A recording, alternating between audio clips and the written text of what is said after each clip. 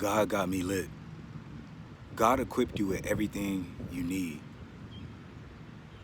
See, let me take you to a quick story about David, King David. Now remember, before David was a king or became king, he was a shepherd. And when Goliath came with the Philistines to fight the war, King Saul, who was the king at the time over Israel, his heart wasn't good. Him and God wasn't like this no more. Like, they wasn't really tight at all. You see what I'm saying? So at the end of the day, when Goliath and the Philistines rose against Israel, they were scared because Goliath was big. You know, he was a tall man. And depending on what, text you read, some would say he was probably like around 6'9". Some would say that he's around probably like 9'6". Yeah, 9 feet and 6 inches. You see what I'm saying? So you could imagine how big his sword was, or some of his armor and everything like that. He was probably physically intimidating. And so King Saul put out a decree and told any of the men and all the men, whoever defeats this Goliath, the Philistines, you see what I'm saying? Because they was with him. Whoever defeats them, well, your family is going to be blessed. Y'all won't have to pay taxes. Like, basically, there was a reward that he was going to give out for the person who was able to defeat him. You see what I'm saying? So David's father was, at home. If I'm not mistaken, I believe he was sick, so I'm just going off of my mind right now. And basically, all of David's brothers, his older brothers, went. And a lot of other men went because, people were trying to get their reward. And, of course, they were scared. So David would go to the war to kind of like try to view, because this went on for like probably, I want to say like 40 days. Them going to the front lines and basically displaying and flexing, saying who going to challenge me. And what happened was David started going back and forth, tending to the sheep and then going back. And then once he met his father told him, hey, go bring your brothers some bread. Go bring the commanders some bread. He had some food, some things his father instructed him to deliver to the men who were on the front lines, right? So David went there. And what happened was the same thing that was happening for 40 days. Goliath would come to the front and say, who's going to fight me? Whoever beats me, whoever strikes me down, like, we just lose the war. Like, that's how I'm him. I'm him. If y'all could beat me, my whole army will withdraw. I'm him. They betting on me. That's pretty much the energy that Goliath was coming with. You see what I'm saying? And so David initially came just to drop off the food. And as he came to drop off the food, he started asking the guys, well, I heard him. I hear this guy saying all of this. So what's the reward for all of this? Like, and they told him what the king said. This is going to be the reward that I already told you about. Right? Now his brothers saw him and they're like, I'm paraphrasing because they didn't say it exactly like this, but they said it's something like, bro, ain't you supposed to be watching the sheep, bro? What you doing out here, bro? What are you doing out here? Father wouldn't want you out here. You supposed to be over there watching the sheep. Look at you. You always want to get in the drama. You always want to watch things and just look at things that you don't got no business being in, man. It's your little wicked self, man. Go back and tend to the sheep. Basically, they wanted to scoot him out of there. You see what I'm saying? They wanted him to go back to tend to the sheep, like, you're a little boy, stay in a child's place. And, David responded back on something like, again, paraphrasing, dang, can I not even talk? Like, can I not even, you feel me? Like, because, he came there to drop the food off. But before he went, he dropped the food off back where, I want to say where the commanders were.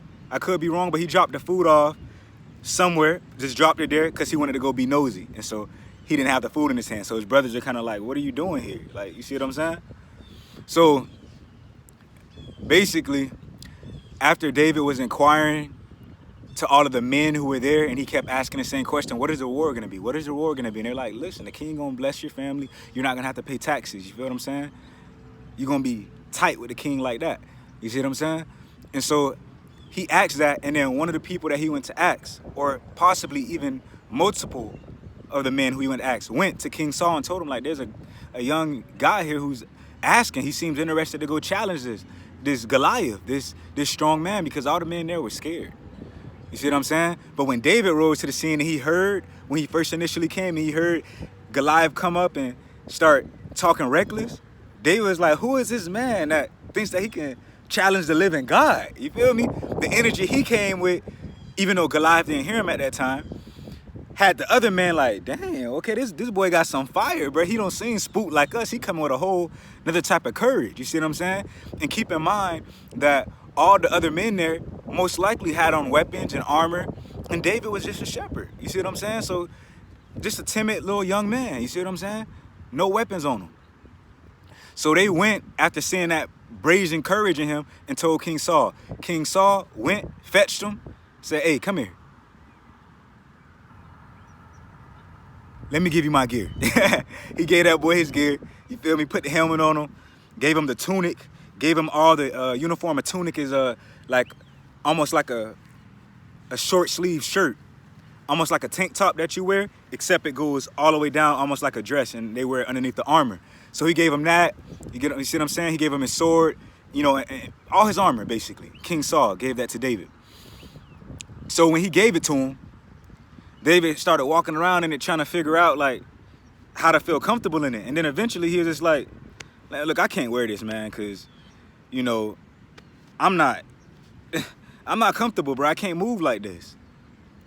Now, before King Saul gave his stuff to David, he was kind of like worried, like, you're a young man. Like, once he saw him, he's like, you're a young man. Once they brought him to him, he's like, you're a young man, man. Like, you're not ready, man. This guy who you're facing, he's been fighting since he's been a child. He's a veteran at this, boy. He a warrior. He been out in these trenches forever, my boy. You new to this, boy. You don't got no, you feel me? You don't want no smoke.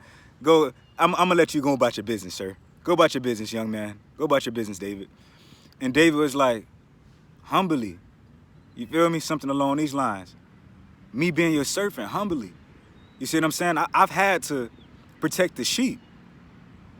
I've had to chase bears and lions with my sheep in their mouth and then strike them with my sling and take my sheep out their mouths. There's also been lions and bears that rose up against me and I took it by the hair and I had to handle that. And you know, Saul was probably like, dang, well, hold on, you know, because people assuming that he a shepherd. They don't know all the hardships that God molded him with. To everybody else, oh, man, he just a shepherd, man. He a lame little shepherd, he a little boy. But they don't know what's going on behind the scenes. Just like nobody know what's going on in your private life with all the trials and tribulations that you going through. That's shaping you. That's molding you to face your Goliath, whatever that may be. You see what I'm saying?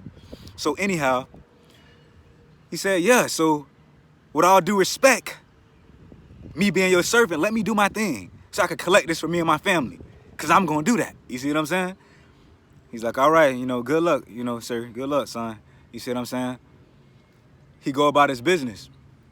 When he leaves Saul present, you could tell Saul is not that confident in him. You know, he's like, you know, whose boy is that, man? You know, of course, he's going to let him slide and let him go to the forefront because all the other men were scared and Saul was scared too. So he gets to the front lines. He don't got on none of the uniform because remember, he took it off because he was like, man, this is too heavy. I'm not used to this. He was out fighting lions already and bears to protect his sheep when nobody was around. And he didn't have nothing but his shepherd stick, his slingshot in his hands. My boy is already built like that, is what you ain't know. God was already molding him in private and people would just look at him as a comely shepherd. And he was just humble. So when he went ahead and went to go face Goliath, Goliath was insulted. He laughed. Like, he was like, bruh, I know y'all ain't send this little young boy, this young man to me. Like, what am I, a dog? Like, man, why you sizing me like this? Man, this little boy about to die. But at the same time, Goliath was looking at him and he was envious and full of hate because he saw how handsome David was, how strong he was, how full of virility and confidence, that boy was shining. You see what I'm saying? He was shining on a whole nother level. And even though Goliath didn't have that same respect to respect him in that light, he still acknowledged the fact of like, damn, man, this boy look good. He look healthy in his bones, man. Which implies that Goliath, even though he was strong and, you know, whatever, he probably wasn't that healthy and or as healthy as him. He probably wasn't shining and looking as vibrant and full of life as him. You see what I'm saying? So he told David, like, your Goliath is going to tell you in your life. Your Goliath may be in relationships and business or whatever. He told David, Goliath was like, man, I'm going to destroy you and feed you to all the animals, to the birds of the sky, to the beasts of the field. I'm going to leave your body here, bruh. You made the wrong choice, my boy. I'm about to leave you to the birds and to the fishes, but I'm about to feed you to the gators if we was in Florida with it. You see what I'm saying? And David was just like looking at him, you feel me? Like just taking all of that in. You see what I'm saying? And Goliath started cursing him in the God name who he believed in. I don't know Goliath's God, but it wasn't the same God that David worshiped, which was the living God. It was whatever God that Goliath believed in. And so he started cursing him, you know, like probably saying all type of unpleasantries, however you pronounce that word. You feel me? Probably saying all type of wicked things. Because he's like, man, I don't mess with you. Who you think you would, you know, he just spazzing out. And so David answered him back on some calm stuff. He was just like, he a G, man. I ain't gonna lie. David really is a G. He gave Goliath back the same smoke that Goliath gave him. He was like, I'm gonna feed your body to the vultures, you feel me, to the lions, you feel me, to all the beasts of the field. I'm gonna knock you down and slay you here and take your head. So that everybody who won't smoke with Israel, you feel me? Everybody who won't smoke with these people who are God's people, they will know that we serve the one and true living God. Goliath wasn't liking that. He was, he started cursing at him. And once David finished his speech, basically saying, look, I'm finna stand on my 10 toes and fight you, bro. I'm not backing down. These guys who older than me, they ain't want no smoke, but I want all the smoke. You see what I'm saying? And my God stands with me. So all that you was talking, bro, you're not putting no fear in me. Yeah, I know I'm smaller than you. Yeah, bro, you're going down. Point blank, period. So yeah, I'm here. Yeah. With the living God on my side. What's up? With that being said, Goliath started stepping towards him. You see what I'm saying? My boy Goliath stepping. And I'm just implying this by reading the script. Because it said Goliath stepped towards him to, you know, basically go to attack. But it said that David started running towards him and taking his rocks out of his side pocket on his backpack to start swinging his slingshot to go ahead and strike Goliath. So he started running and Goliath started walking towards him basically. And so to me, I know the Bible just doesn't have words in there just to have them for no reason. That shows me how arrogant and prideful that Goliath was. He was just walking like, here go another one I'm finna have to slay. Here go another one. Probably his guard was probably all down. You see what I'm saying? He just arrogantly taking his time walking like I'm just finna slay him. My boy David didn't underestimate nothing. Never underestimate your enemy. That's the key. That's what I'm conveying right now. Never underestimate your enemy. My boy David started running towards him. Hum! Threw the rock in the slingshot. Struck that boy Goliath. Hum! Goliath fell to the ground. My boy David ran up to him. Killed him. Made sure he was up out of there. You see what I'm saying? Just like he said he was going to do. And then after he did that, he took Goliath's sword and chopped his head off with his own sword. You see what I'm saying? All the Goliath boys fled, man. Because they were punks. They were cowards. They were just behind Goliath as a champion. You see what I'm saying? Just like a lot of people who can't stand on their own because they don't got God in their life and they don't got that positive force in their life. So they got to be like hyenas, kind of like the Philistines were behind Goliath. And they need to be in groups and they got to be on this gang stuff. If you're a real man or you're a real woman, you're going to stand on your own too, no matter how much people against you, because God will be on your side and you don't need that much people to be a force to be reckoned with. So anyway, my boy David, I apologize, because Goliath is my boy. You feel what I'm saying? I don't like his arrogance. You see what I'm saying? But anyway, went ahead and chopped Goliath's neck off. Took his head. And my boy David kept that. You see what I'm saying? He took it to the tent with him. You feel me? Took the head to the tent with him. And he basically was a champion of that. So they came back and he asked him. Saul asked David, yo, whose son are you? He said, I'm a son of Jesse. You see what I'm saying? So true to his word, they blessed. They don't got to pay taxes. And now David was by King Saul's side. And Saul, the king, started hating because he started seeing how everybody started messing with David, because as time went on, Saul started sending my boy David on missions. You see what I'm saying? And David was handling all those missions and coming back successful. And it got to a point where all the ladies, one day while they were walking through, all the ladies was like, oh my gosh, Saul, he slayed thousands, and David has slayed tens of thousands. And Saul was like, what? I know they ain't just give this little boy more credit than me. Boy, I'm giving this boy some sauce and I'm giving him, you know, the pleasures of the kingdom. But I'm gonna give him everything but the kingdom. I'm not gonna let him take my kingdom. I'm not gonna let him take my fame and become the king. He getting too much love, man. The girls loving him, the commanders loving him, my soldiers loving him. Oh, he's starting to seem like a real threat. I might have to get that boy up out of here. But you know what? Let me keep a close eye on that boy, because you see what I'm saying? Your idols become your rivals. You see what I'm saying? Well, eventually, because Saul didn't have a good heart, he was already falling out of being tight with God because he was disobedient to God multiple times when God instructed him to do certain things. He always wanted to do things his way. You see what I'm saying? He didn't want to follow God's instructions on how to do certain things. God would be like, do this, do that, do that. And he'd do 1, 2, but wouldn't do the 3. He'd say, slay all these people and kill them all, this country we're fighting, and don't take their animals, slay everything. But he'll kill this portion, take the king, and then take these animals and take everything he saw was good, because he was being greedy. He was doing what he wanted to do. But David had a good heart, because eventually when Saul came and he tried to kill David by throwing his spirit, because an evil spirit overtook him because he wasn't guarded, which is why you got to be guarded. You got to be praying over yourself so that, you know, negative spirits are not allowed to use you or influence you. That demonic spirits are not allowed to influence you. Be covered in the blood.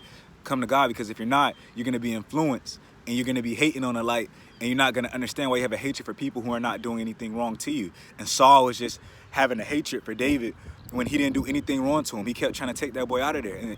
And he tried to hit David with the spear that he had in his hand when the spirit overtook him, the negative spirit, and threw it at David while he was playing the harp, or the lyre, they call it in the Bible, or the lyre, or whatever, how you say that. Lyre, I believe it's spelled. And he would throw that. And David got out the way up out of there. Another time he was able to get up out the way out of there. So he spared him because he could have slayed him. And that even made Saul more scared, because after that he was like, you know what, I'm going to give you 1,000 men. He gave him 1,000 men and sent him away from him because he was scared. He like, man, this boy could have killed me if he wanted to. I can't even touch this boy. He on a whole nother level. God is truly with him. So he was like just trying to set David up at that point to fall into the hands of the Philistine. You see what I'm saying? So he kept pursuing him throughout the whole story until, you know, eventually Saul did end up dying, right? So the point is why I told y'all this story is because you're going to have Goliaths in your life. It might not be some tall, big man or some tall, big woman. Goliath is just a symbology for something that you're looking at that is larger than life in a battle for you. That can be lust. That can be whatever your sin is, stealing. That could be pride. It could be envy. It could be homosexuality. It could be fornication. It could be lust. It could be drugs. It could be anything you're engaged in that's so hard for you to kick. God will strengthen you. He will be your shepherd and teach you things along your path when you come to him. You feel me? When you come to him and confess Jesus is Lord and, you know, believe that he rose from the dead for your sins, he will go ahead and come in your life. Have a willing spirit and pray to him to renew your spirit and give you a steadfast spirit. And he will come to you and train you on how to surpass these temptations and things that you go through. He will build you like a father does a child. Over time, you will see yourself getting spiritually stronger. He can use any situation to do that. Nobody would have thought that David, being a shepherd, was going to go on to fight Goliath and slay that boy and cut his neck off and then eventually become the king. But do you understand him being a shepherd? Him not having all the women with the eyes on him? That taught him a certain level of pride. You see what I'm saying? That taught him a certain level of inner strength. Him going to fetch his lines, that taught him how to protect something that was weaker than him, which you need to be able to do if you're going to be a king of your kingdom and a man, a protector of your wives. You see what I'm saying? So all of these things were there to mold him and fortify him into the man that he was needed to be, to slay Goliath and also to become the king over all of that. So it just wasn't for no reason, but to everybody else who was looking from the outside in, they were looking at him as just, that boy just a shepherd. So you can imagine when he stepped to the field, they was like, man, you ain't never been in the field a day in your life. Whole time, he was out there in the field already. You see what I'm saying? So God can use any situation in private that nobody else got to know about. Let him mold you in your quiet time with him. Let him mold you in your secret place. Let him mold you while you're going through that hardship. Pray to God while you're going through your darkest season, because he will fix you and strengthen you mentally, physically, spiritually. Give you financial wisdom, all of that. Show you lessons. You see what I'm saying?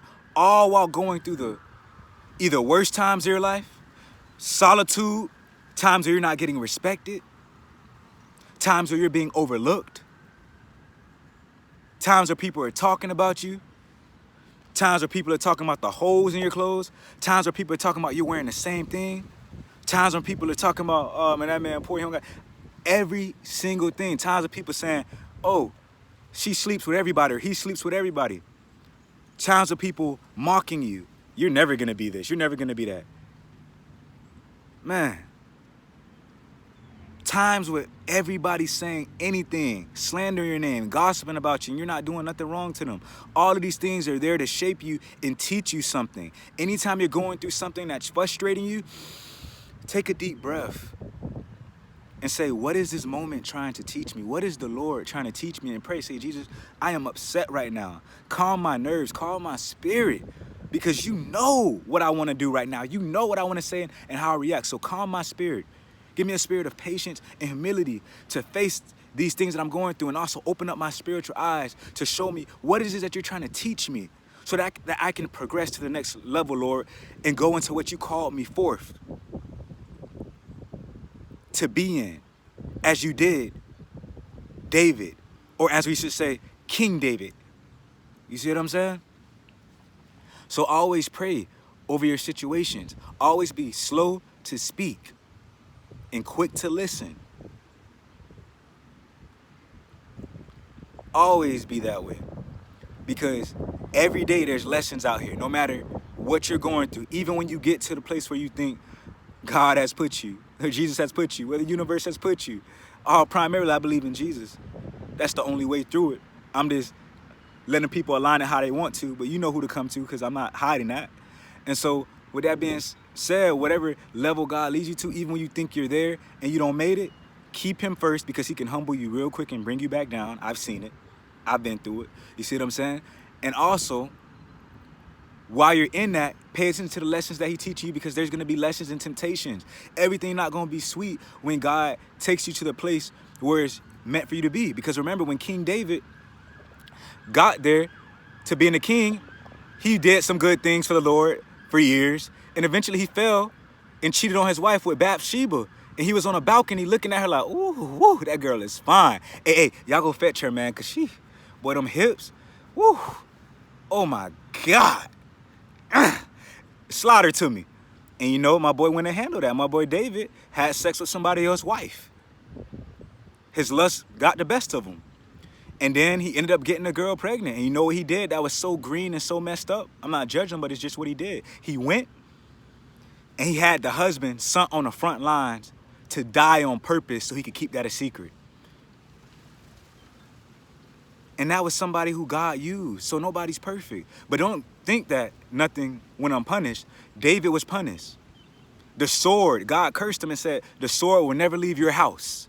The house, the people, his family, his generations. You see what I'm saying? He gave David consequences. And David said that prayer, which is the prayer that I always tell you guys to say, Lord, renew a spirit in me. You see what I'm saying? Give me a willing spirit, because he know he was wrong. He know he not only lusted, but he also committed murder by getting that man killed just because he got that man's wife pregnant. And that man was a soldier in his army. You see what lust does? You see how lust have you betraying, and then you'll lie, and then you'll cover up your lies and your adultery and all of this stuff. That's why I say sin puts you into deeper sin. Sin puts you into deeper sin because you're going to have to cover up the lies and cover up all the wrong you're doing so nobody sees. And it's going to just bring you into a deeper and deeper place. When you open them doors, you go into it deeper. You see what I'm saying? So he handled that boy David. You can go read the story on your own and see all the consequences that David had to face. King David had to face for sleeping with that man's wife and getting him murdered on the front lines. On purpose. Over some sex, man. Over a child, when he could have just been a man about it and came clean and said, you know, I did this, I did that. You see what I'm saying? Or when he could have just controlled himself and asked God to remove that spirit of lust from his mind and pray to God when he had those thoughts, knowing that was somebody else's wife. You see what I'm saying? So even David, somebody who God used to defeat Goliath, was not perfect. You see what I'm saying?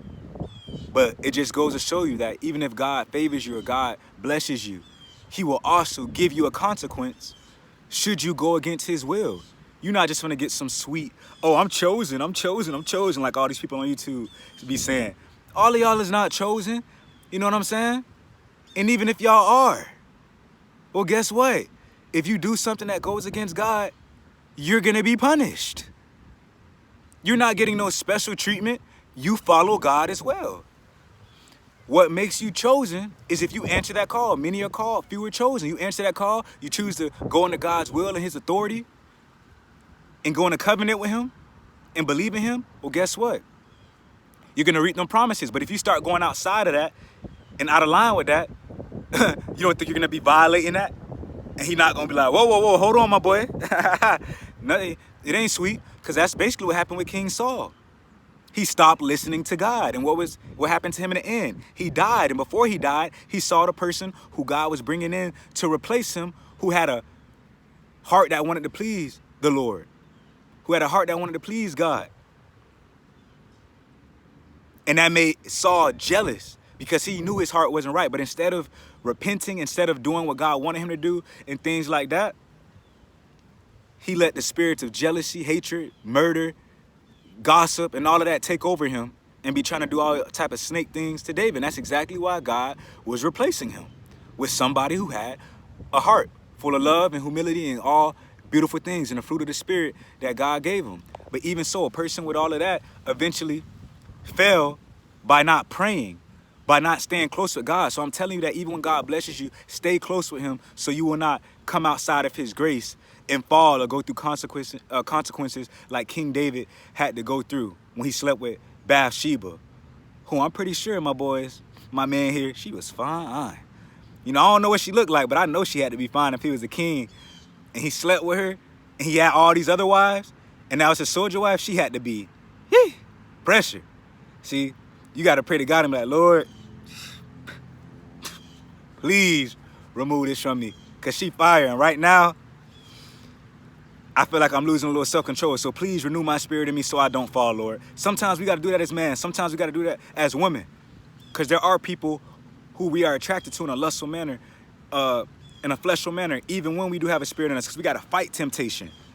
Just like everybody got to fight temptation or whatever they're going through, whether I told you, whether it be drugs, homosexuality, fornication, having sex with everybody, hooking up with people casually. That's something that you got to fight because your flesh want to do it because you like pleasure. Just like you like this cookie. this cookie tastes good, yeah. But that cookie got poison in it, or it's bad for you, or it can give you cancer. But that don't stop us from going to eat Wendy's or all these other foods that's bad for us. We like, man, this thing is swinging, it's smacking. Yeah, I'm gonna just pray for it, I'm good. We like, you see what I'm saying? So pray to be able to stand and resist temptation, because if you do, you will be blessed, you will receive the crown of life. You'll be prosperous in all your ways. But don't get it twisted and think that when God bless you, that he won't take it away. If you forget, one, who blessed you with it, and two, what you're supposed to be doing. He'll humble you real quick. And if that still doesn't teach you, he'll take you up out of those blessings and let you fall. Oh, and that'll be so embarrassing. You don't want to be going down like that. So hopefully my message sufficed. Go look up the story of King David. You know what I'm saying? So go type in Google, type scriptures, King David, and then read that whole chapter, that whole book. Edify yourselves and start reading on your own. Don't just come to YouTube to learn from other people through what they're telling you. Go read, because it's going to edify you and you're going to interpret it in a certain way. And then also the Bible, those scriptures, the Lord will, and pray for God to lead you to what you need to see. The Lord will have you turn to certain pages and he'll speak through you, or speak through the Bible to you through the word, because the word is a living word. He would tell you what exactly needs to be said out of all those thousands of pages and words, something that will speak right to you with what you're going through your life. So anyway, I'm going to end this because, for one, something's getting in my eye, and then also the video is running long. God got me lit.